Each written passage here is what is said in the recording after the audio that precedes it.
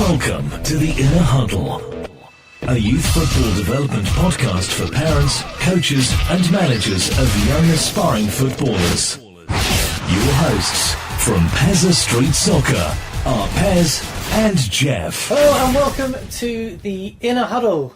On today's show we are going to do a Pezzaz Coaching Special. So it's all going to be about questions that we've had come in over a period of time, plus some that have come in especially for this show. It's our biggest show yet, Jeff. We've got 25 questions, which probably fills you with dread, doesn't it, Jeff? No, I can't wait. And they're all sorts. It's really interesting, actually, what has come in. Hopefully, if people haven't got an understanding of Pezzaz and the coaching and what it's actually all about, because it is very different, isn't it, Jeff? Yep, but we'll come on to that later. Yeah, by the end of this, hopefully, everyone will have a bit of a better understanding, whether you're a Pezzaz player or not, or just interested in coaching philosophies in general. Or a parent of an aspiring football player or futsal player. Which is what this podcast is about. Shall we just crack straight on with the questions then? I'm hoping that mine match up to yours, because I've made a few notes. Okay. As always, Jeffrey hasn't. But we should be okay with this one, shouldn't we? Yeah, that's what we do. This is what we do. The most, what we know best. Exactly. Right, the first one. Well, we're going all in with this one. Isn't it all just about making money? I guess that's aimed at Pezzaz Street Soccer and your soccer school. Yes, I get this a lot, and I can see why people think that it's just something that's been created from nothing just to make money. But it's far from that. Some of the sessions actually run at a loss, but we're very keen to have a pathway right the way from the toddlers all the way through to the top. So it might be that some of the sessions are doing really well and some aren't, and they get subsidised, but ones that are, just so that we can offer the pathway for those that want to be around for a long time and complete the programme. I can see why it gets thrown at me a lot, and there are a lot of people out there that probably do this thing for money, but we've always thought that you get things right, you do things for the right reasons, and if it's good, all that stuff will follow later. And the company pays us, but the profits go back into the company to make it bigger, to put on a better product. I hate that word product when you're talking about kids, but a better service for the parents and for the kids. Yeah, I can agree more, and I think every decision you've ever made hasn't really been necessarily a business decision. It's always been about the kids at your soccer school, which is why I'm still around.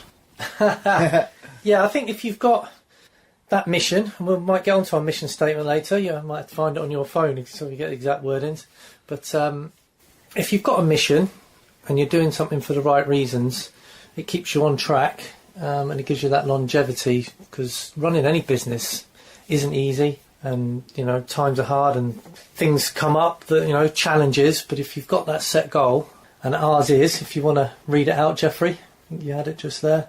Yeah. May as well do it now. Improving children's lives both on and off the field of play by providing a world-class individual coaching syllabus delivered in an environment where every child can have fun, flourish and fulfil their potential. Brilliant.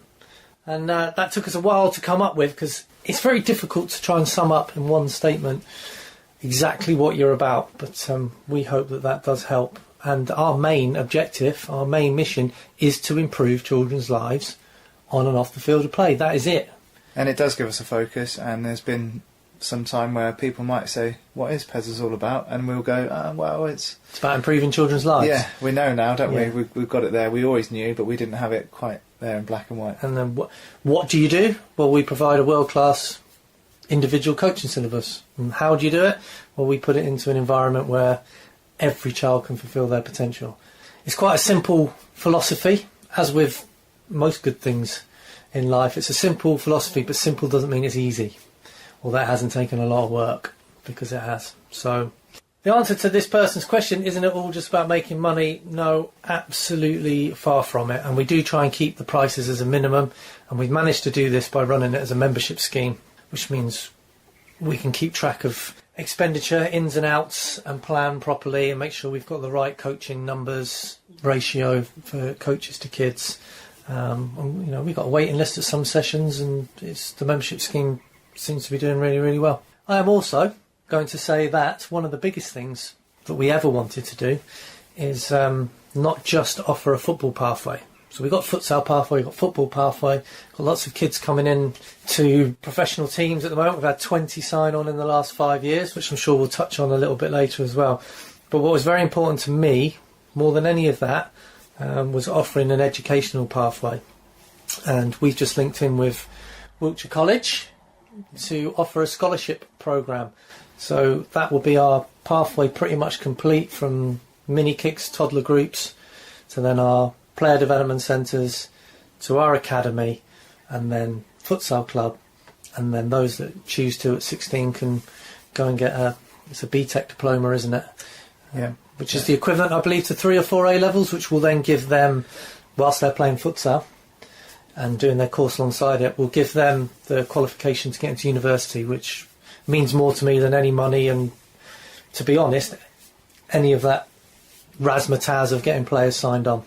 Do you want to add on that? Because you're the one who's going to be doing the scholarships. It is quite a unique thing, isn't it? I mean, other places have their BTEC futsal scholarships up and running, but I don't know how many places in the whole of the UK could say you could have a toddler that starts with Pezzaz street soccer and doing futsal and football, and then can have a pathway all the way through to doing a post-16 with the pathway to go on to university, and have a development squad and a first team that play in the National Futsal Super League. It is a very unique opportunity for children from this area, really, isn't it?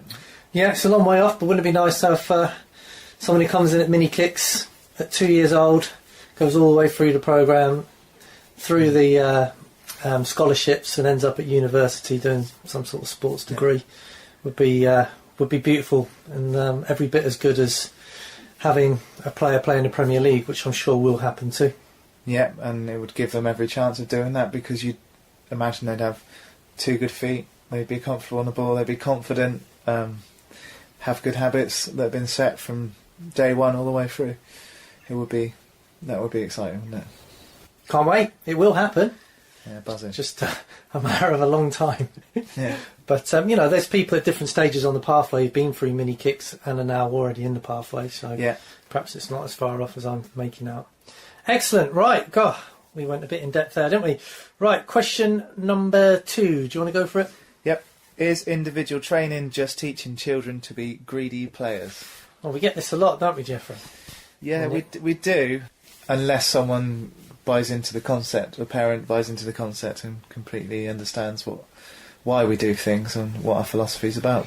The problem is, well, it's not a problem. In fact, it's the opposite. Scrap that. It gives children the ability to be greedy if they choose to be. Yeah. So they get a lot of success because they become good. So yes, some children don't like getting rid of the ball because they know they can take everyone on and have a good chance of scoring, which can drive everyone nuts if they play for a team. But then it's down to the individual's coach or parents of the team to then try and help them with the decision making of when and where to do things.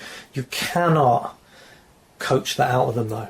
It's very important, especially in this country where we haven't produced a good dribbler really, or many dribblers for a long time. There was Saha and a few others maybe, but they're at a minimum, aren't they? But yes, we do get this one thrown at us a lot.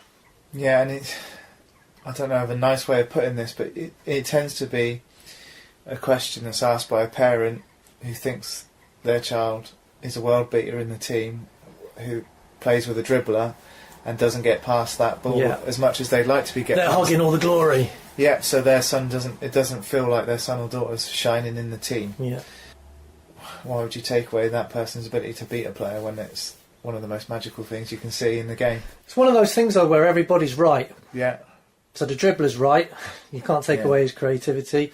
The parent's right because their child isn't getting the ball, and the coach is right because it is frustrating. And in any argument in life, when everyone's right, you can't get over that. Yeah. You know, that's when arguments are at their worst. So it's saying, right, okay, how can we get a balance here? How can we help so that it's a win-win-win for everybody? And then, like you said, it's down to the skill of that youth coach manager to try and keep everyone as happy as you can and help them to all do what they want to do. And we've had some beautiful passes of the ball. Charlie Webster, is he under 15s now? Yeah, he's under 15s at Chelsea. He's come through our system, lovely passer of the ball and always was. So it's not... Everyone's individual, aren't they? And that child who is hogging the ball, for want of a better expression, would have been trying to do that anyway, whether he'd been to Pezzaz or not. Yeah. It's just the way he is. He's now got the ability to do it. But of course it's not going to work for him every time. And it can be frustrating.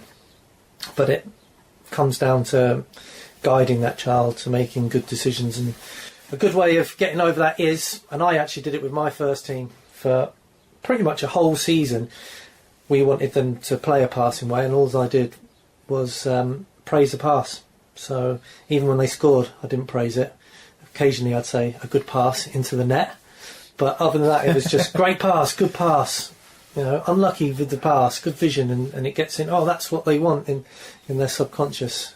It's a bit of a long-term plan, but it does work. Unfortunately, coaches, parents, in fact, everyone involved want instant results and instant performances, don't they? And children's football cannot be like that, not in the long term. And we've always said if you can help each individual child to be more comfortable on the ball and more confident, each player is then more likely to pass to each other on that team because they'll trust each player on their team. Yeah. And actually, we've got a question about passing coming up in a bit. Okay. But, you know, to be honest, I always say there's no point playing a passing game if the person you're passing to can't control the thing. If they can't give it back to you, why would you pass it to them? Exactly. So we come up to the passing a bit. There's a great quote from Johan Cruyff as well. So we'll leave that one there about greedy players because it's slightly different from the passing question that's coming up. So look out for that one shortly. Right. Question number 3, is it, Jeffrey? Yep. Isn't what you do just futsal and not football? That age-old question, Jeffrey. You're Mr. Futsal, you can answer that. Well, lots of people with futsal backgrounds will always say, if you do futsal for futsal benefits and you coach futsal properly, the rewards for football are far greater than just using futsal as a development tool. So just doing futsal every now and again, once a month, to try and help your players be more skillful, or whatever your reasons behind it as a football development tool, you're probably not going to get the benefits you will do if you go and coach futsal properly, because futsal's created players like Coutinho, who didn't play anything other than futsal till he was 16, and then went outdoors and played football. Ronaldinho, Ronaldo, Messi. I mean, the list is endless. It is endless. So clearly we do futsal a lot, but it benefits football. To be fair, our individual coaching syllabus is futsal based. Yes. Pretty much. I mean, we spend 8 months of the year indoors with futsal based individual program, and then we spend 4 months outside, where we then play more conventional football. Pezzaz street soccer. So we get more of a balance. Pezzaz street soccer, which is school years 1 to 6, isn't it? Yeah, and academy as well. And which is also school years 1 to 6. Yes. And then once they hit year 7 to 11, it's only futsal based. It is only futsal from there. Yeah. What Mike Scubala, the England futsal manager, calls it twin tracking. So we're trying to give kids the option to do football and futsal. So it doesn't matter which club you're from, you can come and improve your footballing ability by doing lots of futsal with us and some football in the summer months. Yeah, I mean, I've written in my notes, it's not true that it's only futsal, but we believe that futsal is the single best game for developing fantastic footballers. It's quite simple. It's not the only thing you can do, but it is the best thing I think you can do. Shock, there are players who've got to the top level and they've never played futsal. But there are players as well that have played at the top level, like Messi and Ronaldo, who have played futsal. We talked about this the other day, about for every little belief that you have, you can go out and find a bit of research that says that you're right. Yeah. But that doesn't mean to say that everyone else is wrong. No. So there are different ways of getting there. We just believe in an accelerated learning environment, and futsal gives you more contact time with the ball and making better decisions in tighter areas, in a nutshell, which are the essence of what you need to be a good footballer. And that making decisions in tighter areas, even some of the people that you would think only grew up playing football, like Alan Shearer, if you delve into what he actually did, they've either played lots of street football like Wayne Rooney, or they did play in the North East indoors. It wasn't futsal, but you know, they're in the boys' club. Yeah, in the boys' clubs and things like that. And there'll be some form of what might not be futsal, but might look a little bit like it. Yeah, that's why we call it street soccer. Yeah. You know, I was involved at Charlton Athletic, and when they were in the Premier League, and we had players like Jimmy Floyd Hasselbank and Darren Bent, and the list goes on, Andy Reid, Matt Holland, and I used to speak to these people a lot and try and find out how they developed from a kid, and all of them played some sort of street football, whether it was in a boys' club, whether it was in the street, whether it was in the parks, whether it was in dusty places in Africa when they were barefoot, and they all had different stories, but what connected them all was they all played a lot, they all loved the game, and they all played sort of random pick-up games, as they call them. We call it street soccer, we call it in America, don't they, pick-up games. And we talked about it the other day, about this phase about bio-banding at the moment, and you turned around and said children have been bio-banding without realising it for years. I thought, wow, they have. You know, if something's not even, they make it even. So if that team's winning by a lot, they'll change the teams around. If it's still not working, they'll put extra players on one team, or they'll put the oldest player or the best player on that team, or, you know, put the big ones with the small ones, and they've done bio-banding for years. I'd never really thought about it. Yeah, how often in a playground have 3 year sixes said, us three take, and they've gone, right, we're going to take all of you on. And then if that doesn't work, then they say, well, we'll mix it up, and the big one will go with a smaller one, and they just sort it out themselves. And the smaller ones will probably go out on the wings and be a tricky winger, and they find their place and their way in the game, don't they, that way? They've taken care of themselves like that for years. Unfortunately, we just don't play much street soccer anymore in that environment, which is why we do what we do, Jeffrey. Question number 4, is it? Yeah, my turn, isn't it? Yes. Why do you not play many matches? Oh, you're looking at me. Right, well, I can answer this. We do play lots of matches in training.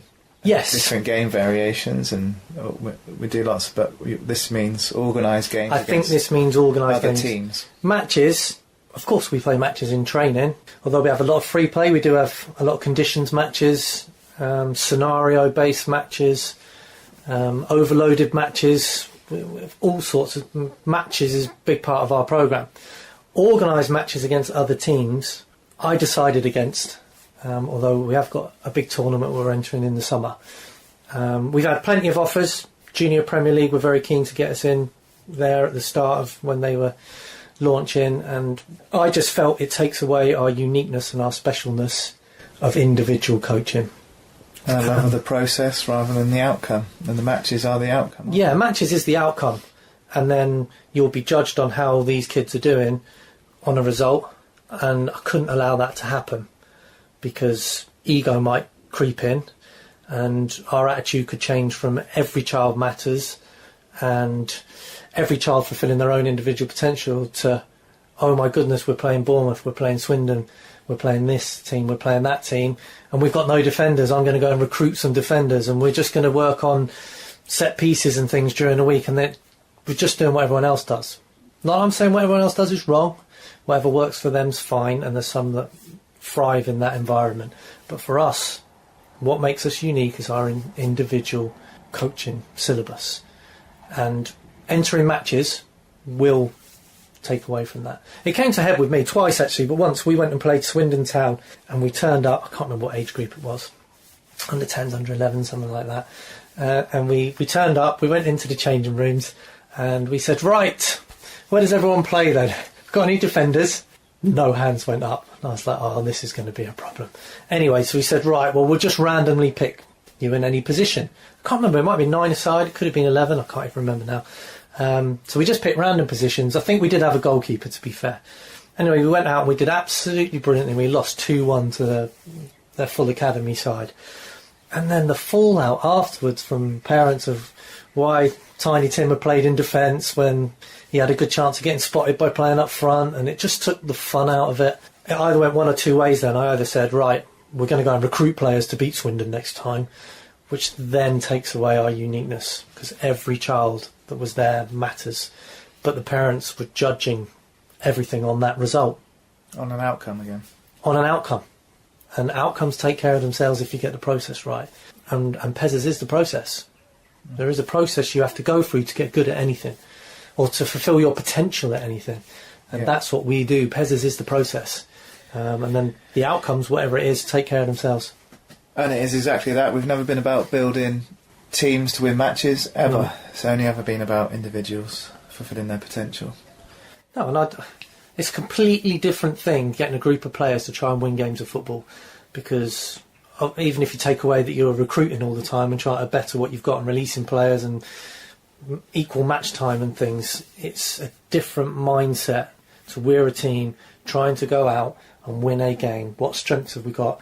Who's going to help us to win that game? It might be you've got a big striker. Well, we'll put the striker up front and we'll keep getting balls in the box. And what's that got to do with children's development? It might help you win a game or two, but even a few trophies, it might get you a few Facebook posts and a few pats on the back, but which is great. Don't get me wrong, I like seeing these things as well. But in terms of improving children's lives, which is our mission, both on and off the field of play, doesn't fit into a team structure for us. All right. I think we've answered why we don't play many matches. I think we've answered why we don't play many matches, and we do get asked it all the time. And we will play some futsal, because it's a little bit more laid back than going out and competing. Futsal for me is that environment that we're looking for, isn't it? It's those type of like-minded people. It tends to be. Right, what question are we on now, Jeffrey? I've got so much paperwork here, I don't know. Is it me? Right. Isn't what you do just skills? Over to you. I've hogged it for the last one. Do we have to now point out what the difference between technique and skill is, and do we have to say that it's not? Quite often a parent will say, we'll send them to you because they want to help them with their skills. This has come up recently, which is why I included it. Okay. There's a lot of people... they're getting a bit rusty with their skills, so we're going to put them back in. Yeah, like it's just skills. Yeah. And that skills is something completely different, and it's an add-on, and it's a bit of a myth, isn't it? We work for Southampton Football Club, and there we have this thing called Master Technician. And it's actually techniques that we train, isn't it? Individual techniques. It's actually a complete training programme. Yeah. It has all the topics. We plan the whole year out, don't we? Yeah. So it has all, I think, the 7 topics split down into weeks, and then the weeks split down into what you're going to do in those weeks. Okay? Which isn't like some other football where you miss a couple of weeks and you're not going to miss anything. If you miss weeks at Pezzaz, you miss whole chunks of that topic. Did you want to go on the difference between skill and technique? We think a technique is something practiced in isolation, and a skill is being able to take that technique and use it against opposition or in a game situation. Am I right? Yes, there is slightly different interpretations of it, which goes against this classic, he's skillful because he's doing keepy-ups and a bit of freestyle. That's not skillful. A technique is the thing that you do, the thing that you've practiced in isolation on its own. It's then... The actual skill is using it purposefully, with a reason. Yeah. Skill is using a technique purposefully. So, for instance, if you do a step over and there's nobody around you, you've done a technique all on its own. Even if you're moving at pace, that's a technique. If you then use that step over to beat a person, that's a skill. Okay, and a technique can be, controlling it on your chest from a long pass. It's everything in isolation, isn't it?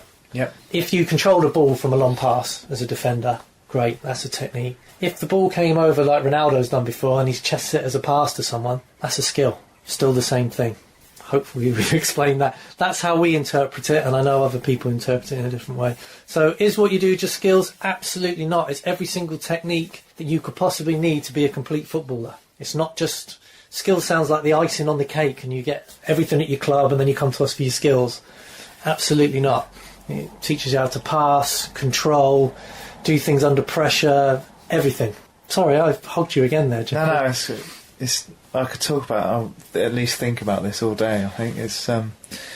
yes, it is very frustrating for us though, isn't it? With that myth that, it's just fancy skills training. It's that kind of attitude, isn't it? And then, but also I'm thinking, whilst you're describing our syllabus and the fact that we've set out different parts of the syllabus throughout the year, there'll be some coaches in the world that be thinking, that's all coach-led and you haven't asked your players what would they like to do and all that kind of... Fair enough, if that's the way you're going to coach and if that's your philosophy. But kids love it. So you can have both. You can have within a structure. So we have a structure. We have the 7 topics that we think you need to be a complete footballer, then split down into how you learn to do that. Yeah. Within that, you then can give the children some scope for having some player-led discussion and having an input in the session. but spent years and years and years of study, doing courses, doing continual personal development to have the ability to put that together. The coach is the expert, or should be the expert, so he needs to lead and guide. It can't all be kid. There's always a trade-off, isn't there? If you go all one way, you're trading off something on the other side. And you haven't got enough time to do everything. No. So you can't have player-led things and elite, or I don't even like the word elite, but expertise. There's always a trade-off. So you do what you believe in, and if you believe in that, you do that, and over time you'll get players that thrive in that environment, and that's great because it works for you and it works for them. And then we do what we do, so we attract like-minded players, and it works for us and those particular players, and it's not for everyone. Yeah, I was just thinking, because in the back of my head I'm worried that it's a fad at the moment for lots of people in the coaching world to say, if it doesn't look like a game and there's not game constraints on all your coaching, then you shouldn't be doing it. And it frustrates me because it's dismissing everything that we do that's technique based, that we've seen can lead into those game constraints. It's frustrating, but I don't get too bothered about it because that might work for them. So, yes, yeah. Like I said earlier, you can find a bit of evidence or somebody, a kindred spirit, that will back up anything that you believe in or have heard. So there could be someone playing in the Premier League who came up that way, never played futsal, never did any individual static training, etc., etc. I personally believe that, okay, well, if they'd have come to what we do, they would be even better than they are, and they might be one of the world's best players. But that's just an individual thing. But it is a frustration when these people actively say this is the only way. And I think a good coach will always look at everything and find out what works for them, what works for the group of players that they've got. Don't dismiss other things. I used to do it, and we're guilty with this skills question because on our Facebook and things, we put up a lot of kids doing fancy skills, and I can understand where that it's just skills comes from.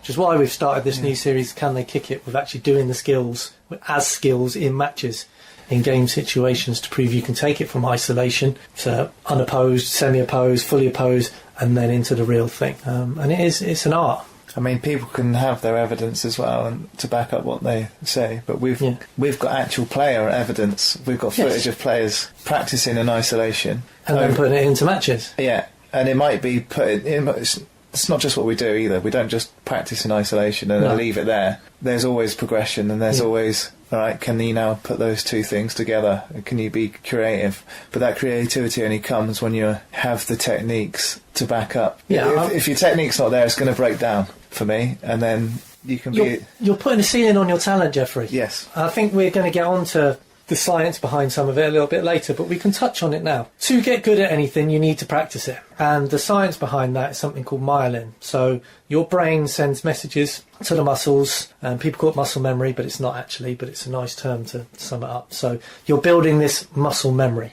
Okay. Now, along those neurological pathways, once you've tried something, and it's anything, it develops something called myelin around the pathway, which insulates it, and it means that is remembered, and it increases the speed of those messages down. Smoother, more efficient. It gives it one layer. Every time you do something, it gives one layer, another layer.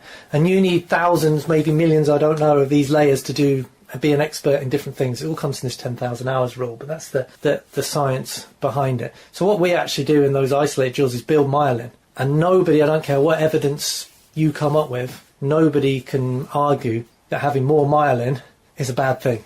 So we build the myelin, so that's a technique, and then you create an environment where they can turn that technique into a skill, which we use futsal and street soccer, and 1v1s, and This is our difference, isn't it? Like, we're not dismissing either. We're using both a constraints-led environment, but we're also using our individual techniques program, which we're trying to offer everything through study. Yeah. And you haven't got enough time to offer everything. No. If all the best coaches, all the best ideas sat around the table, you'd look at it and go, well, actually, the kids would need to be coached 8 hours a day to do all these new different techniques and old-fashioned techniques, and we try and strip out what we think are the main bits and creating the environment where we think every child can flourish. And it's not for everybody. And that is based on our experience and our knowledge, isn't it? Yes. But we're at a beautiful stage where we can back it up and say what we do for our kids and those that are into it as well, it works. And we've just had our 20th player sign at Pro Club. So although not our main aim, because our main aim is about every child, it is nice to sometimes be able to prove that your actual coaching syllabus and methods works to a high standard. And, 4 of those have had international call-ups as well. So, top level. But it works for us. Yeah, well, something's working for us, so... For us. Yeah. Yeah, and I'm sure there's other places you can say, we've had players signed, we don't do any of that. Well, that's great, because that's worked for you, and you're probably attracting the sort of characters that will help for you. So to summarise question number 5... Yes, we did go on a bit, didn't we? We do a bit more than just skills.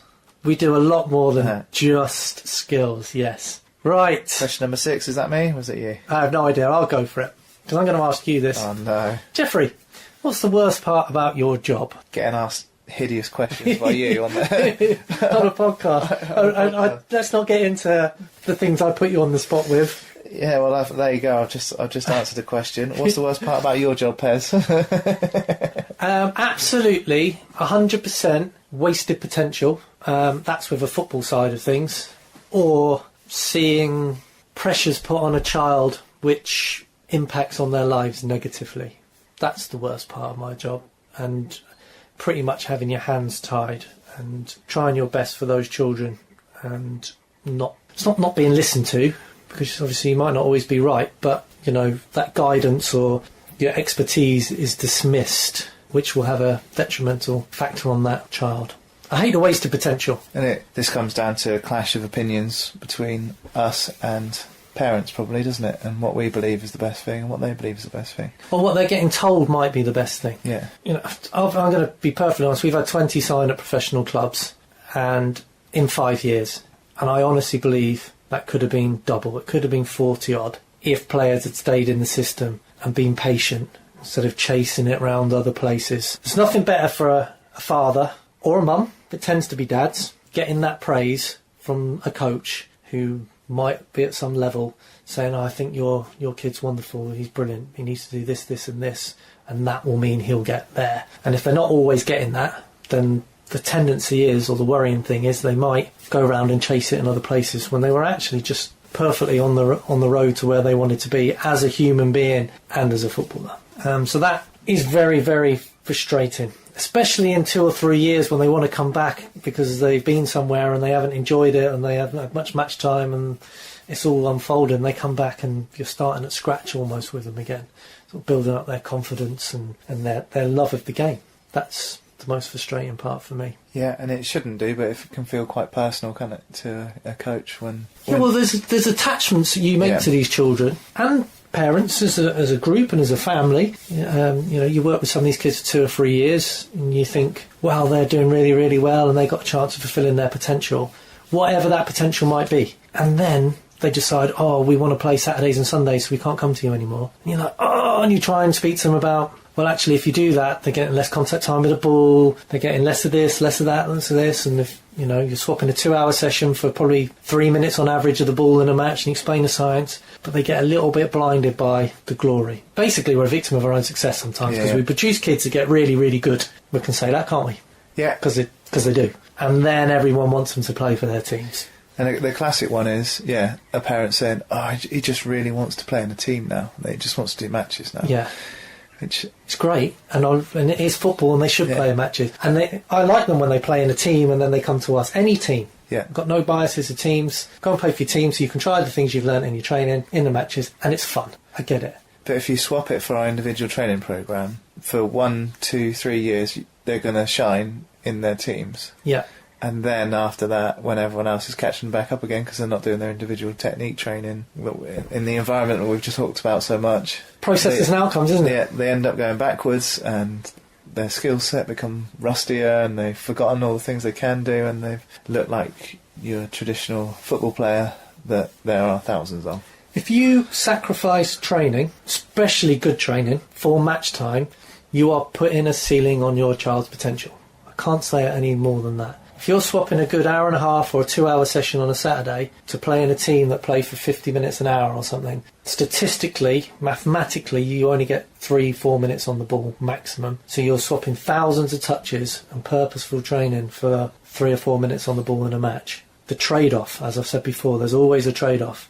you are putting a ceiling on their potential. They will never maximise their potential by just playing Saturdays and Sundays and training 1 hour a week with those two teams doing team training. And that's the biggest frustration of my job, is that wasted potential. If you take football out of it and the outcome's not the match, and you looked at boxing and there was a boxer that did thousands of different punches in training over and over and over, they refined their technique, build the myelin. Yeah, they found ways of putting their punch combos together quicker and smoother, and what works for them is a left hook followed by a jab work for them. If you swap that for they go and have loads of boxing matches where they go in the ring and they knock someone out in one punch, and that's the one practice they get every week. Anthony Joshua's been protected for ages, isn't he?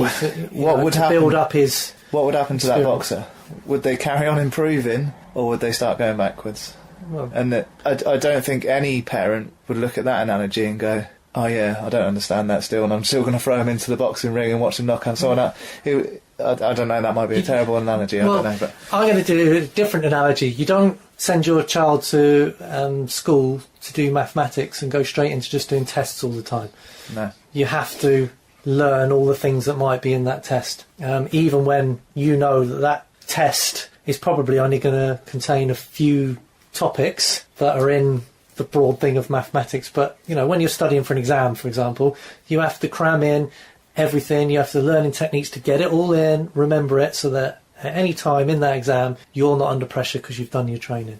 If you only ever did mock exams, which is a good way of part of the process of helping you with exams, if you only ever did mock exams and not the actual learning and training, you'd never pass a test. You'd never pass an exam. There's a process to the outcome. Yeah, and you have to, if you want to get to the very top, you've got to love that process. And if you don't love the process, then you're not going to get to the very top. No, and Pezzaz is the process. Yeah. So if you come to Pezzaz and you don't love the game, or because there's a difference between loving the game, loving training, and loving matches. Yes. Some kids, he really loves football. Well, actually, he loves just hanging out with his mates, playing in a match, which is absolutely fine. Whatever those reasons are that you're doing it, they're all right as well, aren't they? There's no wrong reason for doing it. But if you genuinely want to get to the top, you have to love the process. And I feel like we're here to help children fall in love with the process as much as doing the process. Yeah. At world class as well. Because a lot of children are good players in matches, and then they come to us and they're, because they've got a fixed mindset, they don't particularly like the training.